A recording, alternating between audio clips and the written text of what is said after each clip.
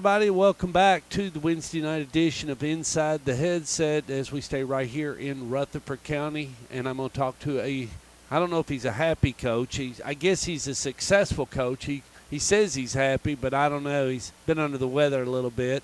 But anyway, he is the head coach of the Oakland Patriots, and his name is Kevin Creasy. How you doing tonight, Coach? I'm doing good, Stuart. What about you? Well, I'm coming over to your place for the second time this season. I'm coming over to a little freshman bowl tomorrow night. Are you aware of that? Yes, I think that's a great idea. Well, I'm headed over there, and I'm looking forward to coming over to Ray Hughes Stadium to bring the fans this exciting matchup.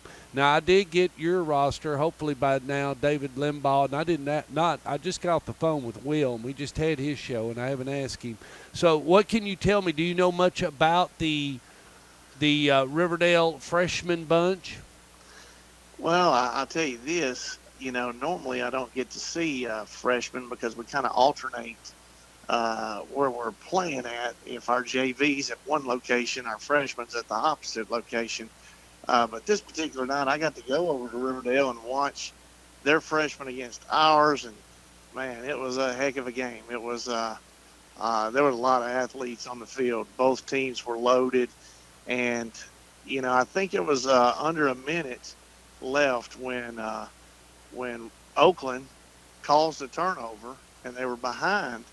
And we got it inside the red zone, and it scored with just a few seconds left on the clock. It was unbelievable. So it was a great game. I don't know if we can even match that Thursday, but hopefully we can, because it was definitely a slugfest. So to explain to everybody, you all have played everybody in the county, and the two best teams that have moved out is Riverdale and Oakland, basically. Yeah, and I think the only loss between the two of them is the one that Riverdale was basically winning a lot of the game, and then Oakland came back in the last minute to beat them. And so I think it's going to be a heck of a game Thursday. Well, and I'm just glad you all are doing freshman ball because it's all the same level. I mean, all the kids are in the same grade. I mean, it's great. Yeah. I mean, it's great. It's flat. And I like that. Same amount of time in the weight room. They've usually got about the same experience. So I think both us and Riverdale do a good job with freshman ball. I know last year I think we were pretty much first place last year, and Riverdale was second.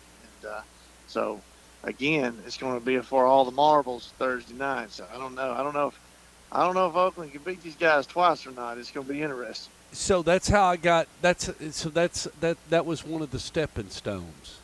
So Coach Middleton called me and asked me to call the freshmen in the year of 2000. So in 2000, I was the public address announcer for Smyrna Bulldog freshmen, and it was played on Thursday nights back then. And then I called freshman ball there all the way until I left after the 2008 season. I called 8 years freshman ball there, nonstop. Nice. So, but then I came up to Blackman and I called 2009 and 2010, and that was it. I didn't call anymore. I quit calling freshman ball, but I know a lot about freshman ball. Clock management's really important in freshman ball. Absolutely. You got to pay attention when you get the ball because you may not get that ball back. That's right. That's true. So Friday night you had a chance to participate in the Battle of the Borough, and Coach Creasy came away with a win, and your kids played really good. Talk a little bit about your team in that game. Yeah, got off to a pretty good start with special teams play, and we always like that. Got down to, I believe, the 1 yard line before we had a penalty, and then the next thing you know, we snap it, we drop our snap. Quarterback puts it on the ground. Victor uncharacteristically loses the ball, and we turn the ball right back over. And so it became a battle for the next two quarters, and we're up 9-7 before we throw a deep ball right before half. So kind of back and forth first two quarters. Second half, I thought we played a little bit better, and pulled away in the second half.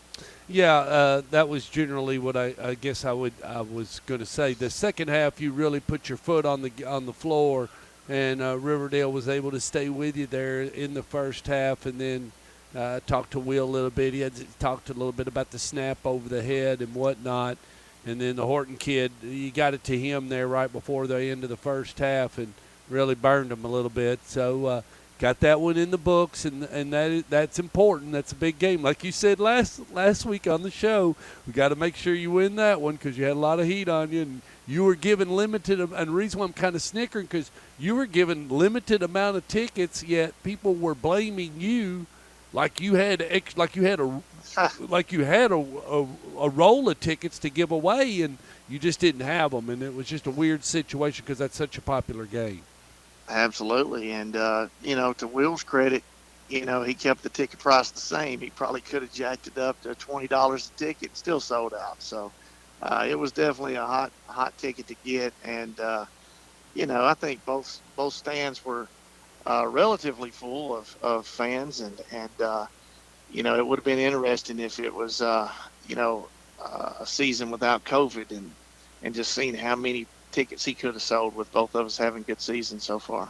Absolutely. Well, Coach, you move in and you got the next one in Coffee County, and Coffee County's had a little bit of its ups and downs. Still a good football club. I saw them play against Rockville, and they are not as bad as people think they are. But it is tough to play in this region. But they're not as they have had a couple of losses, but they're not as bad as they look, or what, or their record indicates. I'll just go ahead and tell you because I've filmed them. No doubt. I think they should be 5-3. They lost by 1 point to a good Cookville team, so yep. I thought they should be 5-3, and Coach Doug Green does a heck of a job. Much improved team. I thought, from 1 year to the next, he's made incredible improvements over at Coffee County. Doing a heck of a job. I got a lot of respect for him as a coach, and I think it's going to be a little tougher than some people may think. I think it's going to be a really good game, and you throw in the X factor of whether it's going to rain or not. You just never know. Well, Coach, Battle of the Borough, did you come away look like all your money guys, as Coach Adelot used to say, look like your money guys came away pretty unscathed? Yeah, I mean, we've just had, we've had a lot of good luck. Hadn't had much. Usually you've got 2 or 3 busted up, right? And well, I have to say we had one get hurt in practice, and he's having a great year and got a bad report today. So we lost a starter, this week in practice, just doing a simple little block and drill, and then next thing you know, had a couple.